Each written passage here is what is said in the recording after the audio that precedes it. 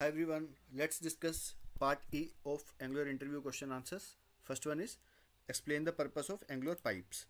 So pipes हम basically use करते हैं डाटा को फॉर्मेट करने के लिए. ठीक है, जब हम चाहते हैं कि कोई भी डाटा कोई भी फॉर्मेट है उसको हमने चेंज करना है बट उसकी ओरिजिनल वैल्यू चेंज नहीं होनी चाहिए. ठीक है, उस केस में हम यूज़ करते हैं एंगुलर पाइप्स.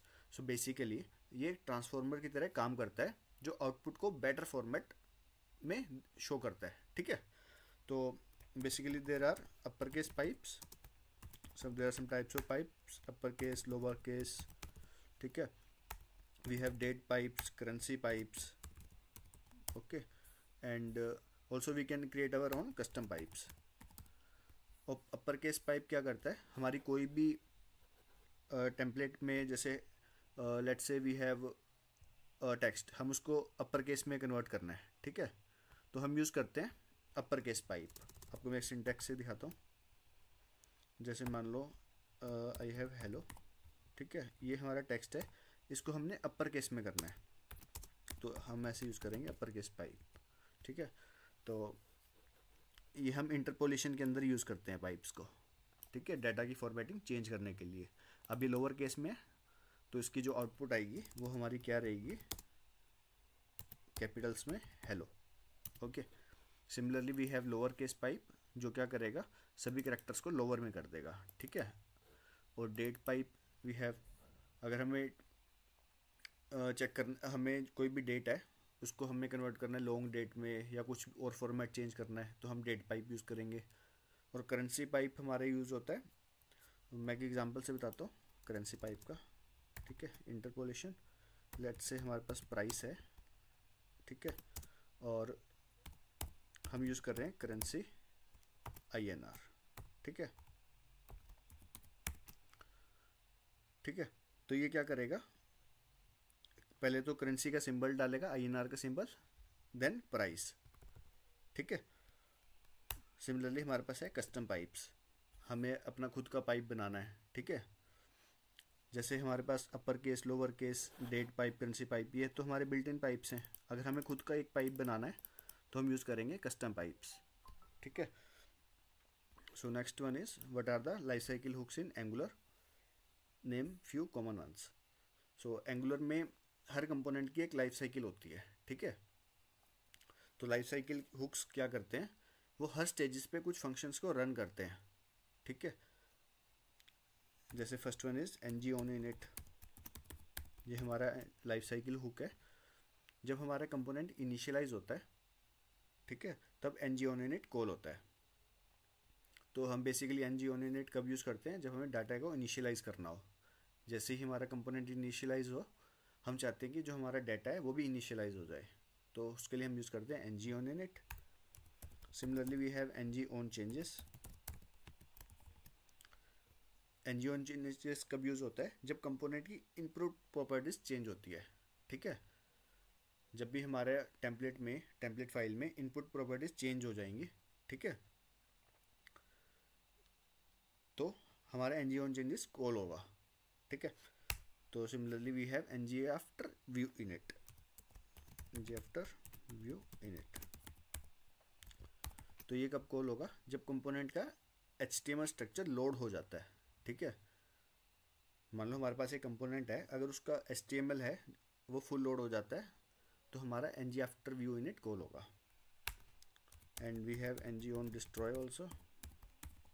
ठीक है, ng on destroy ये हमेशा लास्ट में कॉल किया जाता है, मीन्स कि जब कंपोनेंट डिस्ट्रॉय हो रहा हो. बेसिकली हम इसको यूज़ करते हैं मेमोरी क्लीनअप के लिए. और जैसे हमने मान लो कोई क्लिक इवेंट लिसनर यूज़ किया है, उसको हमें रिमूव करना है तो हम रिमूव किस में करेंगे, ng on destroy मेथड में. ठीक है, so now coming to what are Angular animations. ठीक है, हम इसको इम्प्लीमेंट कैसे करते हैं. एंगुलर एनिमेशंस बेसिकली हम यूज़ करते हैं हमारी UI को इंटरेक्टिव और स्मूथ बनाने के लिए.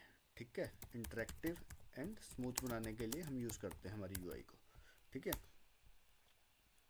तो इसके लिए हम यूज़ करेंगे एक मॉड्यूल होता है, उसको हम इंपोर्ट करेंगे @angular/animations module.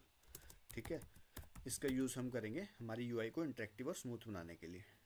Okay, so now coming to next what are observables and how they are used in angulars. So observables क्या रहते हैं, ये यूज़ होता है हमारा एसिंक्रोनस डाटा स्ट्रीम्स को हैंडल करने के लिए। ठीक है, मीन्स एक हमारे पास RxJS लाइब्रेरी होती है, उसमें से हम यूज़ कर सकते हैं ऑब्जर्वेबल्स को।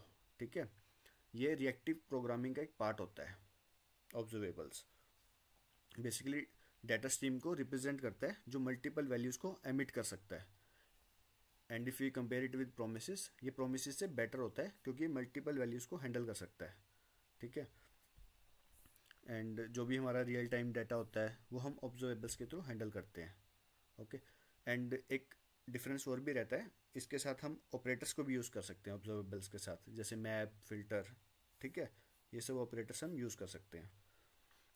और सबसे बड़ा मेन एडवांटेज ऑब्जर्वेबल का ये रहता है कि जो हमारे पास ऑपरेटर्स रहते हैं, जैसे भी मैंने आपको बताया मैप, फिल्टर, ठीक है, ऑल दीज ऑपरेटर्स हम ऑब्जर्वेबल्स के साथ यूज़ कर सकते हैं।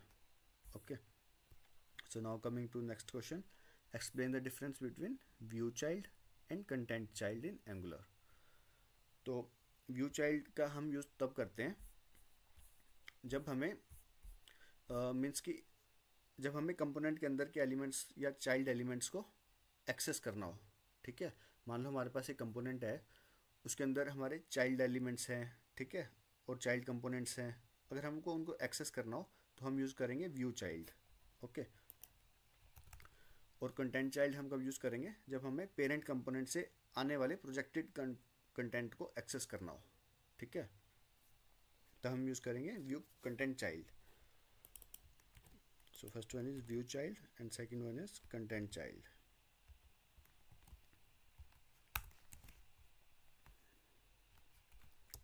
तो व्यू चाइल्ड के केस में हमारा रहता है ng आफ्टर व्यू init।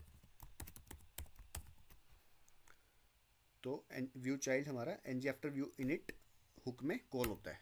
ठीक है, और कंटेंट चाइल्ड हमारा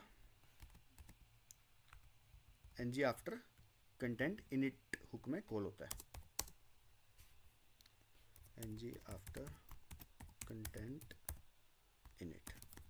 ठीक है, और बेसिकली यूज़ केस ये रहता है, व्यू चाइल्ड का यूज़ केस होता है अगर हमें डोम एलिमेंट या चाइल्ड कंपोनेंट को एक्सेस करना हो। ठीक है, टू एक्सेस डोम एलिमेंट और चाइल्ड कंपोनेंट, तो हम यूज़ करेंगे व्यू चाइल्ड डेकोरेटर। और in case of content child, अगर हमें पेरेंट कंपोनेंट से आने वाले कंटेंट को एक्सेस करना हो, तो access the content coming from parent component. ठीक है, तो इस केस में हम यूज़ करेंगे content child. Okay, so hope you understand all these questions of Angular, and I will see you in the next video.